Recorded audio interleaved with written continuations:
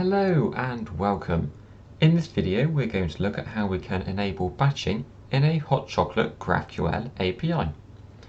Now batching allows you to send multiple requests or execute multiple operations as part of a single GraphQL network request into the API.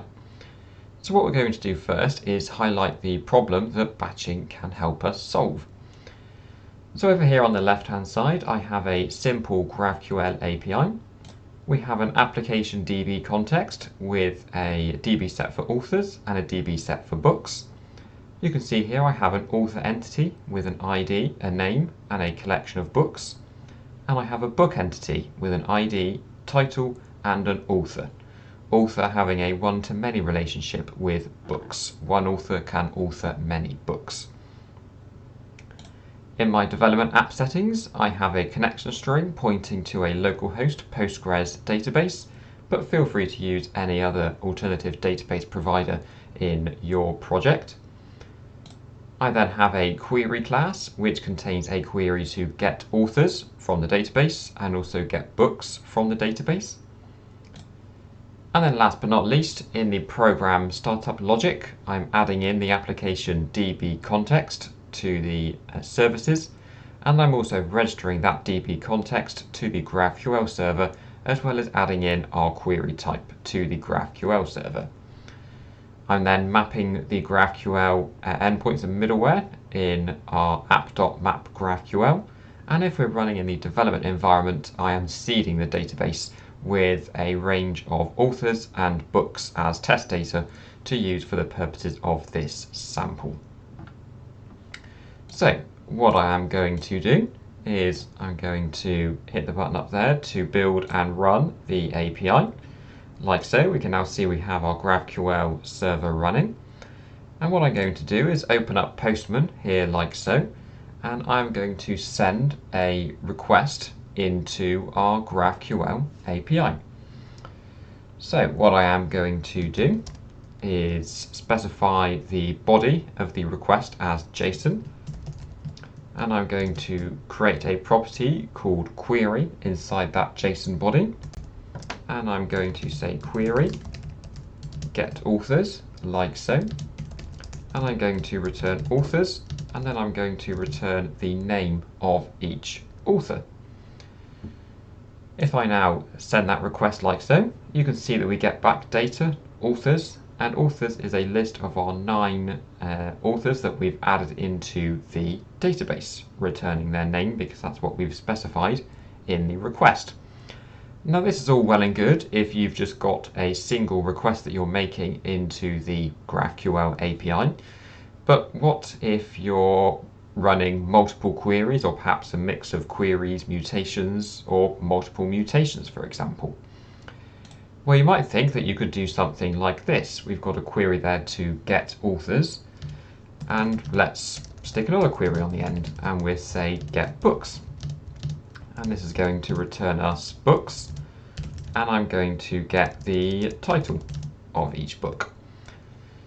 Now if I run this query again, you can see that we get an internal server error, and we get the message saying that the operation name can only be omitted if there's just one operation in the GraphQL document. You'll notice there that we have a query to get authors and a query to get books, which means that we have 2 operations. And that means that we have to specify the operation name. So what we can do, just beneath query there, is we can say operation name, and then we could say, for example, get authors. If we now run that, you can see we get our 9 authors. And what I'm going to do is do the same thing again, but with get books. And you'll see that we now get our 9 book titles. However, what if you wanted to run both of those queries as part of the same request? Because at the moment, as it stands, we have to make 2 separate network requests. One to get authors, and then another one to get books. And you can imagine when you start to scale that up into production applications, that is going to potentially significantly increase the load on the GraphQL API, because there will be potentially multiple requests when actually you could get away with only making a single request. So what we can do in our GraphQL API is enable batching, and then I'll show you how you can batch those requests from multiple requests into just a single request. So what we will do back inside our API, if we just stop that and then close that like so. Inside our program startup, you can see that we do our call to app.mapGraphQL. And what we're going to do is we're going to specify with options, and then we're going to say new GraphQL server options, like so. And you can see there's a property here to enable batching. Now this defaults to false for security reasons out of the box. However, if we specify that as true, that means that batching will now be enabled. So what we're going to do is we're going to rerun the API like so. Give it a moment there just to spin up. We can see that the API is now running. And if we come back into Postman, what we're going to do is we're going to modify this slightly to execute both of those queries in one request. So we can get rid of the operation name like so. And I'll just once again show you that error that we get, saying that the operation name can only be omitted if there's one operation in the document. And the first type of batching that we're going to look at is operation batching. So you'll notice in this query property we have specified multiple operations as part of that query. We've got an operation to get authors and we've got an operation to get books. Now what you can do, if we come over here to the query parameters for our request, what we can do is we can say batch operations like so, and we can give it a value that's going to be an array of the operations that we want to be executed. So for example, we can say get authors and get books like so. And if we now send this request again, you'll notice that we have our two operations there in the response. Now by default, this response type is a multi-part mixed response. You'll notice there the content type is set to multi-part mixed with a boundary of the hyphen character. If we pop back here to the body, you'll notice that we have the 3 hyphens that are separating each of the operations. So that is what we can use to essentially break down that multi-part mixed response body to process each of the individual operations as unique responses in our client. And as you can see, we have our list of authors as the first operation, and then we have our list of books as the second operation.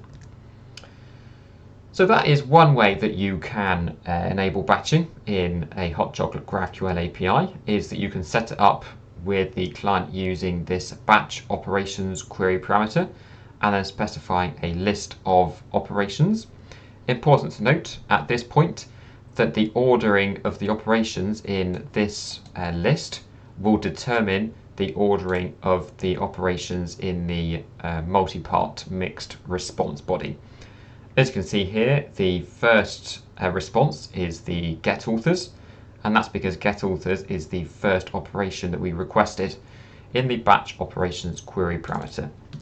If we swapped those around like so, so we started off with books and then authors, if we send that again, you'll notice that we now get books as the first part of the response and authors is the second part of the response.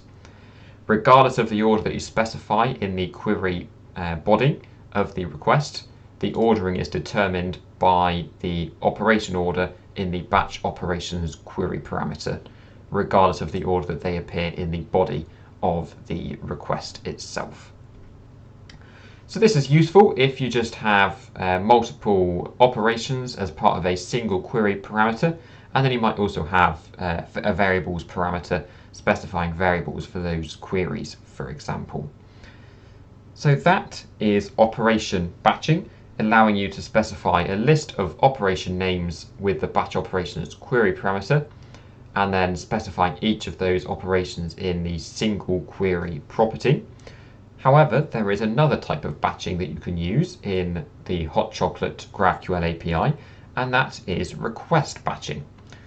Now the difference between operation batching and request batching is that request batching allows you to send an array of requests in the request body.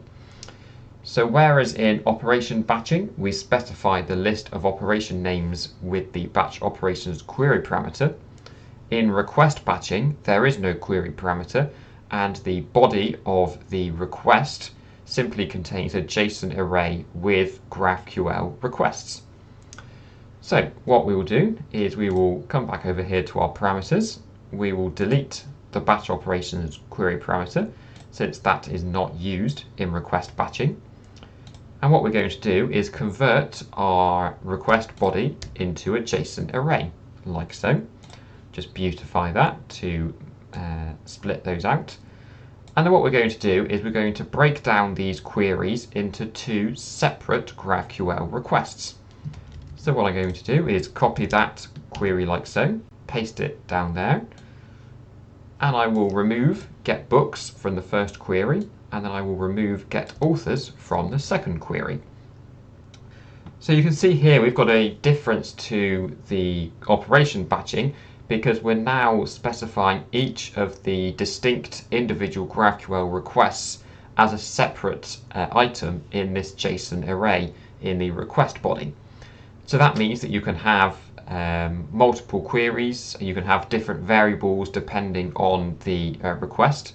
So for example, we could have a variables property as part of this first GraphQL request, and then not have variables as part of the second GraphQL request. So potentially a little bit more powerful using request batching as opposed to operation batching.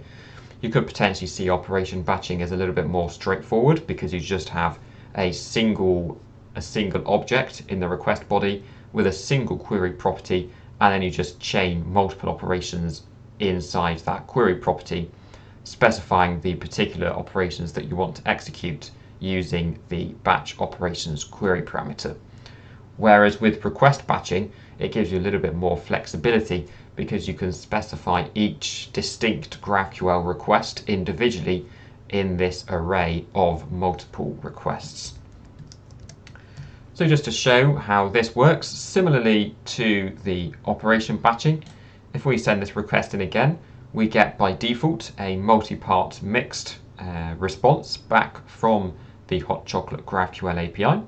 And you can see there that we have our authors as the first part of the response, and then we have books as the second part of the response. Now similarly to the operation batching, using the batch operations query parameter, you can specify the ordering that these are executed in. So at the moment you can see that we have getAuthors as the first GraphQL request, and it's therefore the first response in the body. GetBooks is the second request, and so it's the second response in the body.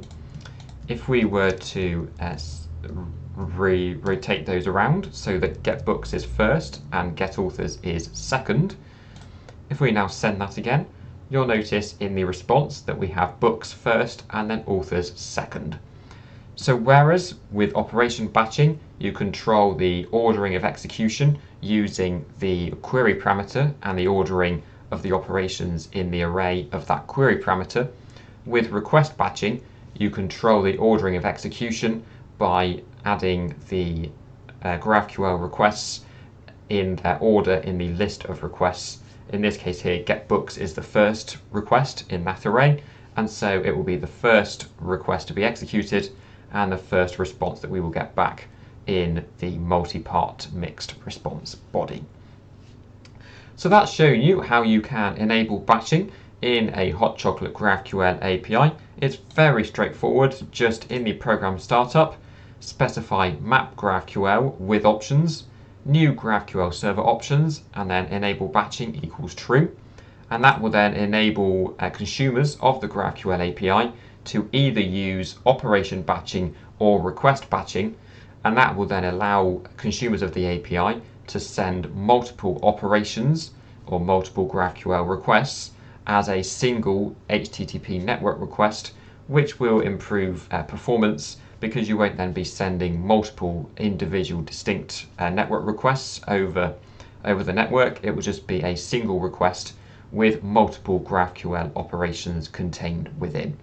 So that will improve performance for both the GraphQL API and also, of course, improve performance for the consumers of the GraphQL API. So I hope you found this video useful. Thank you very much for watching, and I'll see you next time.